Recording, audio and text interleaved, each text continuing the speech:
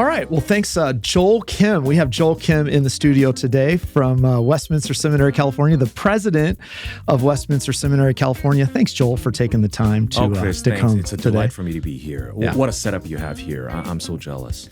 Yeah, it's what can I say? I'm pretty happy about it too. We are so thankful for the work of Westminster Seminary. Obviously, we're a supporting church right here, Escondido URC. Have many students who attend, a wonderful crop of students, by the way, godly, humble, and it's been a joy to work with. We support the work of the seminary. We're interested. We want to see the work flourish, and we thought we'd have you on today just to talk a little bit about the goings on at West Cal and to see how you're doing. Maybe start by just telling us a little bit about yourself. Sure. We're so grateful for Escondido URC and your support. I came down to Westminster Seminary California as a student from 1994 through 97. I know I look like 28, but it's been a long time. With no gray hair. Yeah, no gray hair. That's right. No, remarkable. my wife would disagree. But Look what ministry's done to me. Right. It's just You're in the front lines. I think that's the reason for it. And then we came back down in 2005 to start teaching in the New Testament department. And then in 2016, our Bob Godfrey, decided to retire. And after a search, I was asked to step into that role. Big shoes for me to fill. But 2017 is when I began, finishing up my 18th year of service on campus, 6 years as president. Wow. Wonderful. It's been a blessing. Well, we've appreciated your service there. It's exciting to see what's happening there. I have some questions I'd like to go through just to kind of think through and help people have a picture of what's going on at Westminster. But so you've been in this position now 6 years, you said. Mm-hmm. What have you enjoyed about the position? What has been the highlight of the position? There are many that I think I could think of, but as someone who was trained to be a pastor, my dad's a pastor, my grandfather's a pastor. So the training is pastoral ministry. And when I came on campus to teach, you always wonder whether these are two corresponding things, pastoral ministry and teaching. Enjoyed both of them very, very much. But one thing I learned coming into this office was how pastoral this role is. It's amazing parallel here. You're dealing with people. You're talking to them. You're encouraging them. You're working alongside them for the goal of training men and women up for the local church. Right. And to that end, you're engaged with donors. You're engaged with board members, faculty, and staff. And your role is to both encourage and also work alongside them. In many ways, there are parallels here. Right. And so the pastoral element of the work that I do, especially given the fact that the seminary trains up pastors, has been a huge surprise, but I think a wonderful surprise for me. Yeah. I mean, it's remarkable. And I was a grad 04, and I think of the long history. What is it, 82 the seminary started? 1980 in particular. 80. So we just finished our 43rd year. Mm-hmm. And how many students have gone out all over the world? If you can believe this. It's remarkable. You're going to be proud of me. 1,268. Now you think, really? How do you even know this? We just counted, and that's the funniest thing. We just counted the number, 1,268 students. Wow. Not just domestically in terms of the U.S. and all the states in terms of serving well as local church pastors, Christian school teachers, sometimes in different professions, but using their education to a wonderful end. But globally, just many countries represented in terms of where they end up, both as missionaries and international students who went back to serve the church well. All these things are blessings. I remember when I was in Sim, there was a man named, I think you guys did you did a little article on him in the magazine. Fred, is it Fred Kabinga? Anyway, Fred was a student when I was there, and I remember he came from Africa, and he was such a blessing to all of us, because here was a guy who left his family to come do this training and go back to his family and minister in really difficult soil. Yeah, absolutely. And what an encouragement. San Diego and Southern California in particular, I know lots of people have opinions about Southern California, but it's a gateway location. Yeah. You drive 20 miles, you fall right into the ocean. But as you do so, you look at the east, Far East in particular, And then when you drive 40 miles south, you hit Latin America, as Mexico in particular. Right. And so we have a location where the world is coming to us. Right. And our seminary has been very fortunate in attracting many students from abroad. Many of them who come are the best of the best in their own countries. Yeah. And who are coming here, learning theology in a different language altogether, but yet at the same time with this desire to go back and to educate and grow the church in which they serve. So even this year, I think we had 7 or 8 students who graduated this year from our class. Our commencement was last Saturday. What a wonderful time for us for celebration. But they are going back to their countries, many of them, to be able to serve the students well. During COVID, we had a difficult time getting visas for students to actually join us. But things are opening up again. So Good. I think this fall, we're anticipating anywhere from 5 to 6 students to join us from various countries to be here to study with us. Wonderful. Yeah, I mean, I remember thinking recently, I thought, this at least from when I was there, the faculty's aging a bit, and you just had the retirement of a great Dr. Steve Baugh, who is such a blessing to us. What a great example, right, of how to exegete the scriptures. He taught us how to do that. That's kind of a big loss, Huge.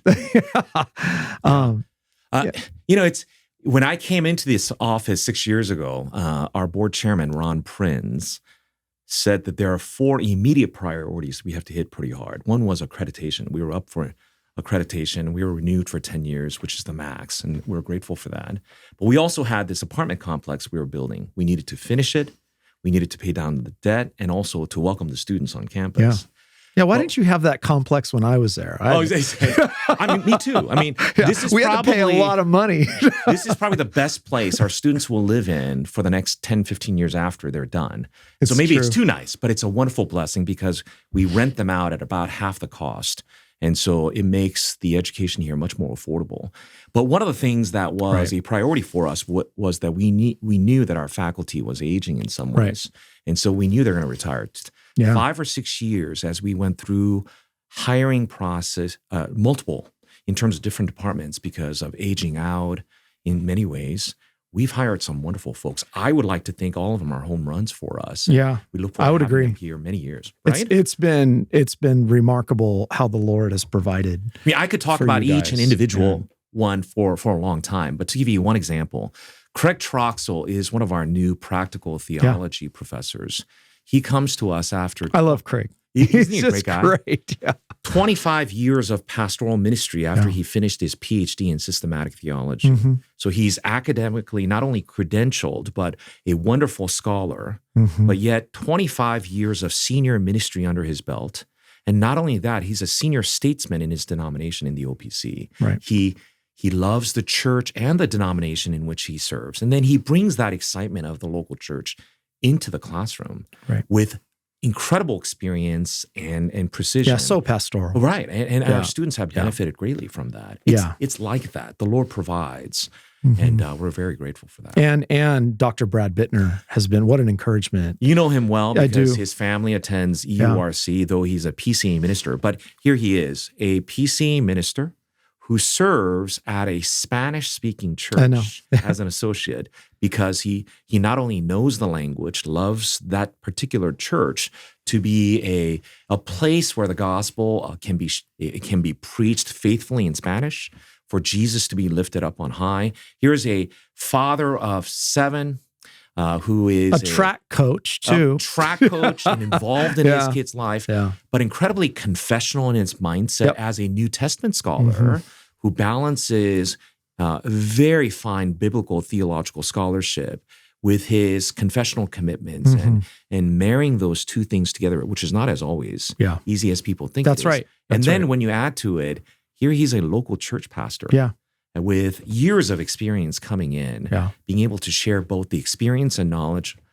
to the students. He's been a huge blessing for our community. I agree. For sure. I agree. Can I add one more thing just as a bragging? Yeah, we want to know all the updates going on over there. To be honest, even though you send out a magazine called Update, now I've got it right from the horse's mouth. Right? I mean, to be honest, it's nice to have buildings.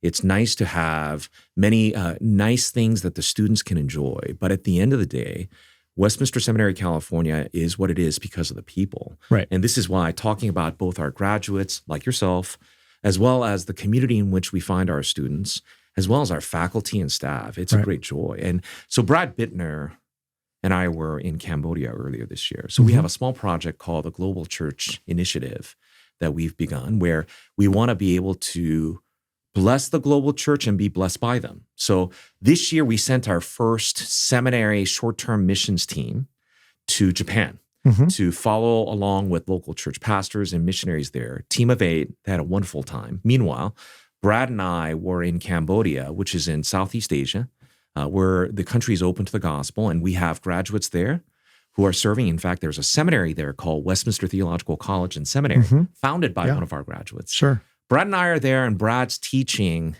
these Khmer pastors and then Southeast Asian students on 1 Corinthians. So here's a guy who's coming in from a Western country and then meeting these folks for the first time, teaching on what the church is and how to build up the church from 1 Corinthians. You should have seen the students. He loved it so much.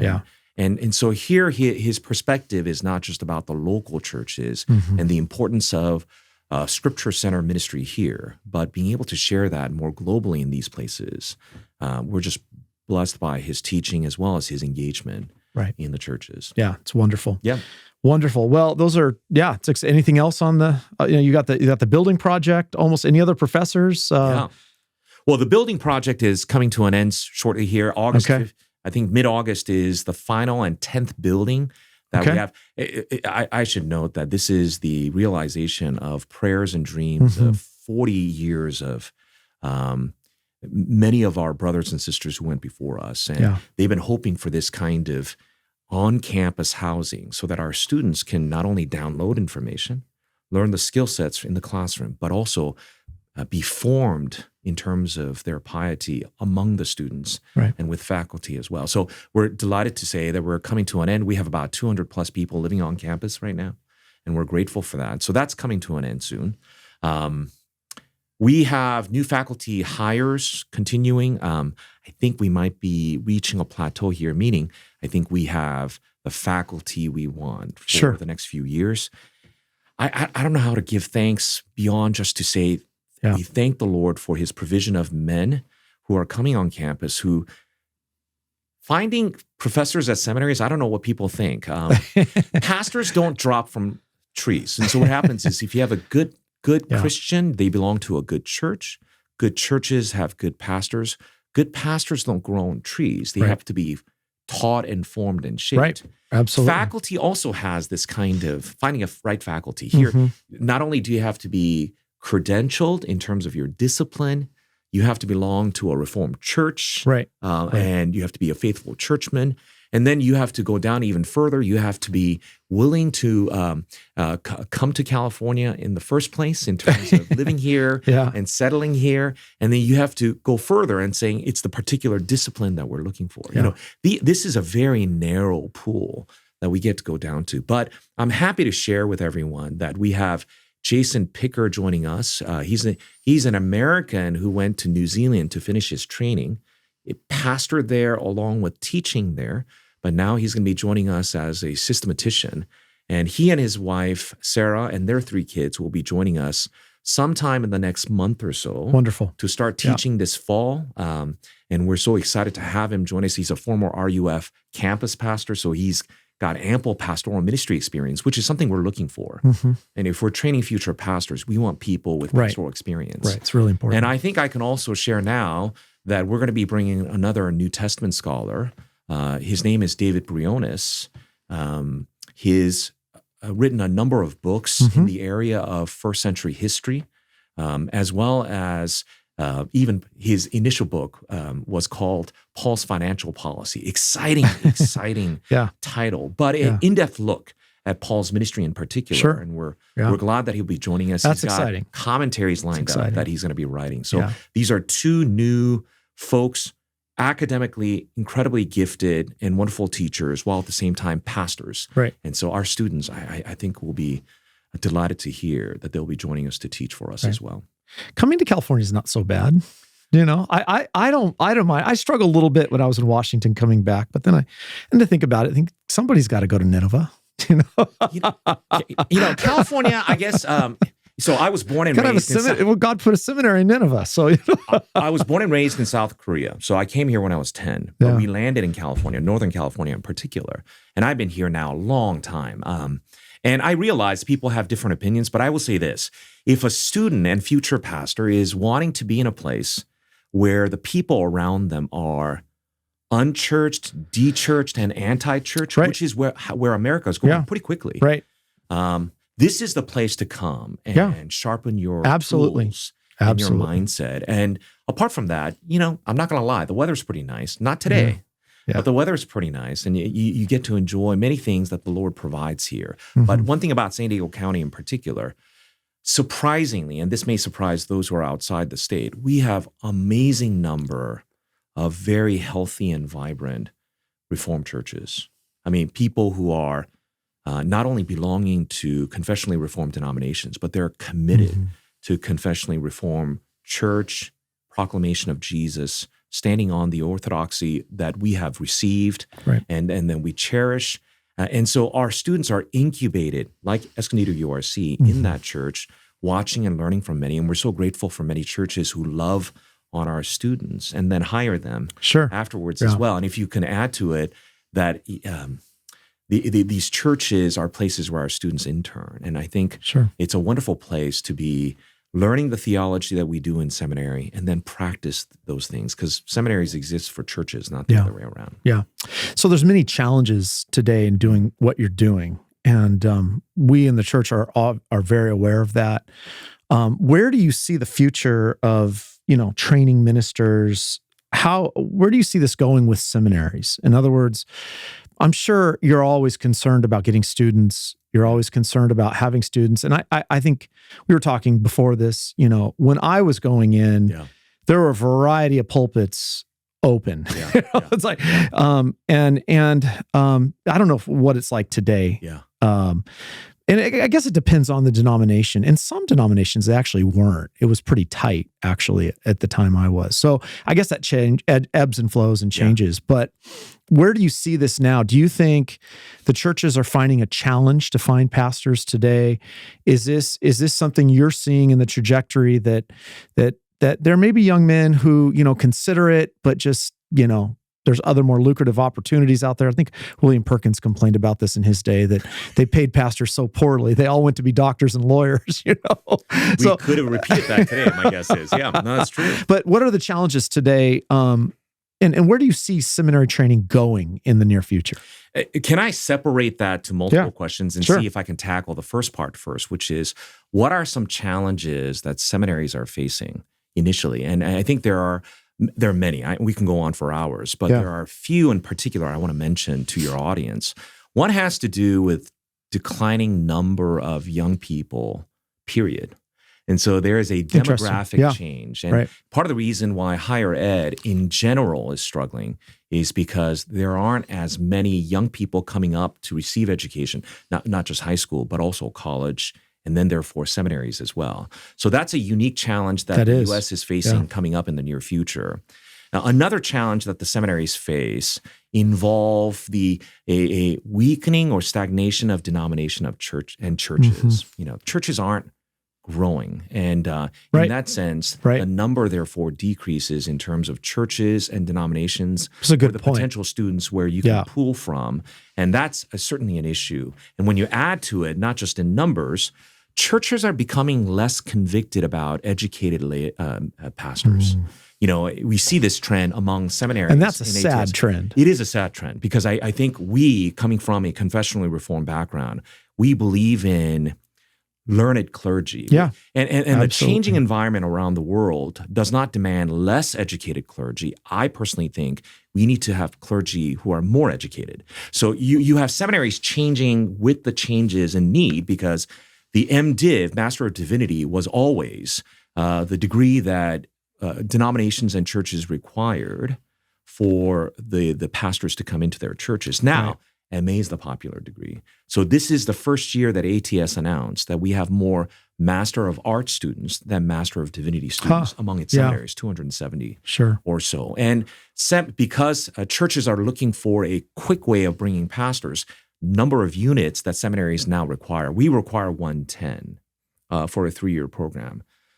25, 30 years ago, you had most seminaries requiring minimally 90 units. Now, great majority of the seminary, I think the number is like 80% plus, require less than 90 units. So here we have less educated, more quickly produced pastors. And then when you add to the online component, and I recognize the online is an important component for various reasons. I'm not trying to knock its importance. We're online after all. Right. But the importance here for pastoral training is spiritual formation cannot be done apart from community. Yeah. And I think the learning community is an important thing for us. And then when you add the last factor here, among many, students come in to seminaries, I think, and with a change environment, the conviction and call is weak. And so what that means is they come into seminary wanting to find themselves, if I can use the language often. Yeah. When I was a student, and perhaps this was true for you as well, you came to seminary because you felt called, internal conviction and the Spirit's movement, as well as those around them who are saying the Lord's gifted you in this direction. But now people are coming into seminary to find themselves in some way. And I do think those are some challenges that seminaries are working on. And that's a challenge that has to be worked on closely with the churches. Oh, I think so. Right. Because, I mean, we do write letters of recommendation that that we attest that they have godly character. And, we obviously recognize, and this is a challenge too, that you could have a guy who we believe, we've confirmed an external. Yeah, that's right. And so we endorse and support him to the seminary, and then he goes through 4 years and there's no call, and that's really hard. So you recognize we also are sort of dependent, we always are, on God's providence to confirm these things. Yep. And that presents challenges for seminaries too, especially for students who may get frustrated afterward because they didn't receive a call. Yeah, I think that's going to be an interesting homework for us as seminary and as students who are going out in terms of local churches. It's a partnership, and I think there are a lot more topics that churches and seminaries need to discuss together. I do too. An area that we need to learn. To give you one example, previous to coming to seminary, I hope that more and more elders and pastors would identify among their congregation young men who should go into ministry. We're supposed to do that. It's one of our almost an callings insult as for elders. parents when we might come up and say, you should go into ministry, because we recognize that the road can be rough. It's not the most lucrative position one can go into, as we were talking about before. But I think we need to figure out a way to be able to say to kids, not just, hey, you should be a doctor, you should be a lawyer, you should be a teacher. But I think right on that list, many of us should be able to say to students who are gifted in this particular area, to say, have you thought about the Lord perhaps leading you in this direction in pastoral ministry? I think that's important. Right. The second thing during seminary years is I think we are intentionally thinking through what it means for our students to be interning at local churches.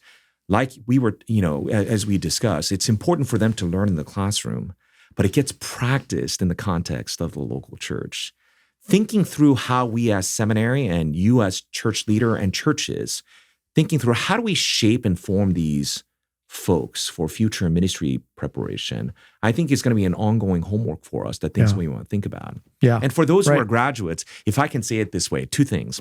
One is I hope the churches would consider the possibility of like a year-long internship or even assistant positions if they don't have it. Right. I know it's an investment. I realize that every church has financial circumstances as well, but we're in the business of training up leaders. Right. And the investment of the local church in allowing them to practice these things is an important one post-learning, because many of us, I don't know how you felt, but I don't think I understood what I learned until 2 or 3 years after I graduated. That's absolutely true. And so that is to have a place where you can continue to dialogue and have this thought, I think is important. Yeah. One last element here for our brothers who are thinking about pastoral ministry are having a difficult time receiving a call. Part of this is the Lord's pruning. We recognize that. I don't take that lightly. Yeah. I mean, this is not an easy place for anyone to be in. But if I can just encourage them, apart from depending and praying to the Lord for opening and clarity here, I think more and more American educated students should think about how the Lord might be leading them to cross-cultural ministry abroad. There was a fervor for missions at one point. That's the really Americans helpful. have sent so many, but the pulpits that are open are not just domestic, they're international, and the needs are great. Right. And you might recognize that the world is becoming much more global in terms of connectedness, and the need for solid, Christ-centered confessional teaching and preaching and leadership is evident all over the world. Yeah. And if they would be willing to consider and say, maybe the Lord is leading us to serve the church that's beyond the national boundaries we have, I think the possibilities therefore expand even more so. And so as an encouragement, I realized that for the last 2 decades or so, church planning, city center ministries are things that lots of people talked about. I'm in the PCA. Right. That's what a lot of people engage in. But Sure. I do wonder if the pendulum swing should go in such a way that institutions like ours, as well as churches, should be thinking about sending men abroad to minister well and women abroad to teach. I think those are important needs that we have in the global church.